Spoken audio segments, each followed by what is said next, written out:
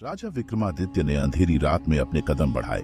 चारों ओर घना जंगल था और रात की नीरवता में उल्लू की आवाजें गूंज रही थीं। काले आकाश में बादल छाए थे और चंद्रमा की धुंधली रोशनी उन पर से झांक रही थी।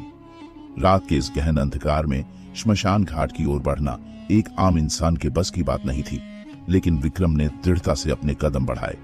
उनके मन में डर का कोई नाम नहीं था, सिर्फ एक ही विचार था, बेताल को पकड़ना और उसे साधु के पास लाना।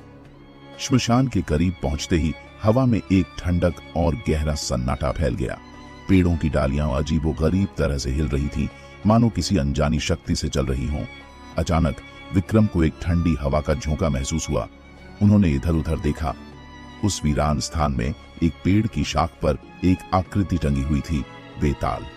उसका चेहरा डरावना था, आंखों में अजीब चमक थी और होठों पर एक रहस्यमयी मुस्कान थी।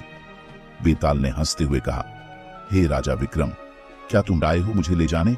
लेकिन याद रहे, मैं एक कहानी सुनाऊंगा और अगर तुमने बीच में ही उत्तर दे दिया तो मैं वापस यहां लौट आऊंगा।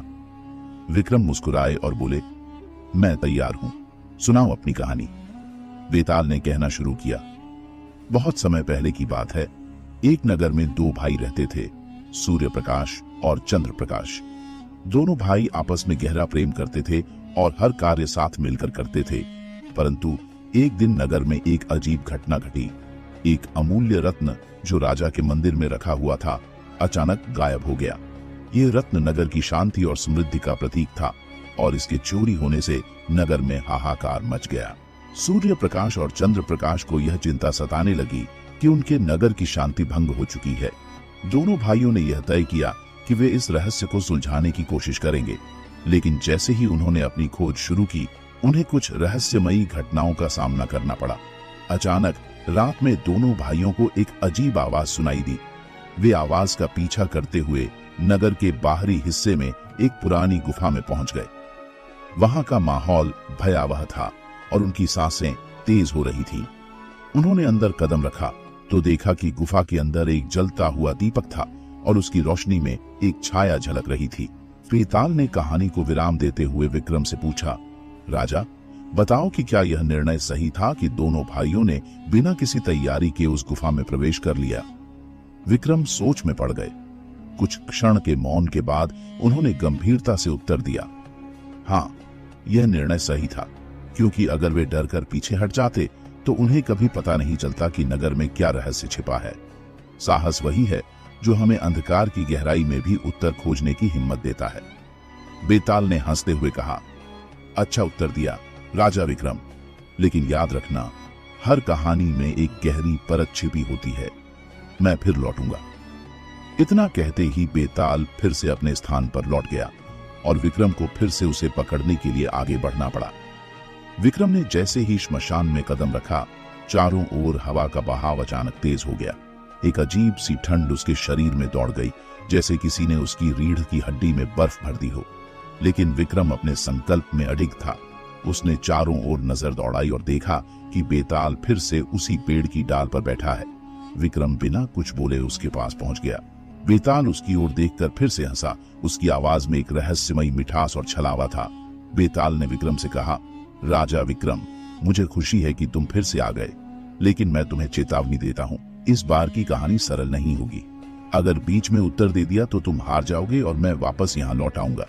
विक्रम ने दृढ़ स्वर में कहा, सुनाओ अपनी कहानी, मैं तुम्हारी हर चुनौती का सामना करने के लिए तैयार हूँ। बेताल ने अपनी कहानी शुरू की। बहुत समय पहले एक राज्य में वीरधीर और शांतनु नाम के दो मित्र रहते थे। दोनों ने बचपन से एक दूसरे का साथ निभाया और हमेशा साथ साथ रहे। वे एक दूसरे पर अटूट विश्वास करते थे।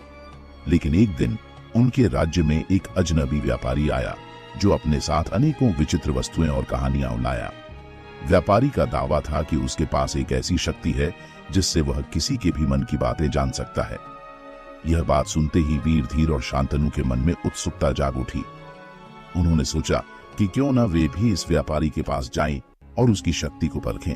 वे दोनों व्यापारी के पास पहुंचे और उसे चुनौती दी कि वह उनकी मन की बातों को जाने।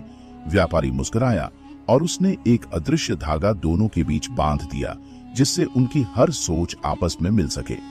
इसके बाद व्यापारी ने कहा, अब तुम दोनों एक दूसरे की सोच को सुन सकते हो, लेकिन ध्यान रहे यह धागा केवल ईमानदारी से चल सकता है। अगर किसी ने धोखा दिया तो यह टूट जाएगा। वक्त बीतता गया और वीर धीर और शांतनु ने इस नई शक्ति का आनंद उठाया। वे एक दूसरे की सोच को समझने लगे और अपने मन की गहराइयों को एक दूसरे के साथ साझा करने लगे। परंतु जैसे जैसे समय बीतता गया, दोनों में एक अजीब सा बदलाव आने लगा। एक दिन वीर धीर ने देखा कि शांतनु उससे कुछ छुपा रहा है। उसकी मन की परछाइयां बदलने लगी और वीर धीर को शक होने लगा कि शायद शांतनु उससे ईमानदार नहीं है। इस संदेह ने वीर धीर के मन में एक असहजता पैदा की। वह शांतनु की सोच को परखने की कोशिश करने लगा और धीरे धीरे उनके रिश्ते में दरारें आने लगी। एक रात वीर धीर ने एक निर्णय लिया कि वह शांतनु के मन की गहराई तक पहुंचेगा और सच्चाई का पता लगाएगा। उसने व्यापारी से सहायता मांगी, लेकिन व्यापारी ने उसे चेतावनी दी, याद रहे अगर तुमने यह कदम उठाया तो तुम सच तो जान लोगे, लेकिन तुम्हारा यह रिश्ता हमेशा के लिए टूट जाएगा। विराम लेकर बेताल ने विक्रम से पूछा, राजा बताओ कि वीर धीर का यह निर्णय सही था या गलत? क्या उसे अपने मित्र के मन की गहराई में जाने का हक था या उसे अपने मित्र पर भरोसा बनाए रखना चाहिए था? विक्रम ने कुछ क्षणों के लिए सोचा। उसकी दृष्टि में गहनता थी, मानो वह उस युग में पहुंच गया हो जहां वीर धीर और शांतनु ने अपने निर्णय लिए थे। फिर उसने कहा, धोखे का संदेह ही संबंधों को कमजोर बनाता है। जब विश्वास टूटने लगे तो मन को शांत रखना और सत्य को समझने का प्रयास करना उचित होता है। वीर धीर ने संदेह के आधार पर जो कदम उठाया वह गलत था। उसे धैर्य रखना चाहिए था और अपने मित्र को समझने का प्रयास करना चाहिए था, क्योंकि रिश्ते विश्वास से बनते हैं और संदेह उन्हें तोड़ देता है। बेताल हंसते हुए बोला, तुमने सही उत्तर दिया राजा विक्रम, लेकिन मैं फिर से अपने स्थान पर लौट रहा हूं। इतना कहकर बेताल हवा में गायब हो गया और विक्रम को एक बार फिर अपने मार्ग पर अकेले चलना पड़ा।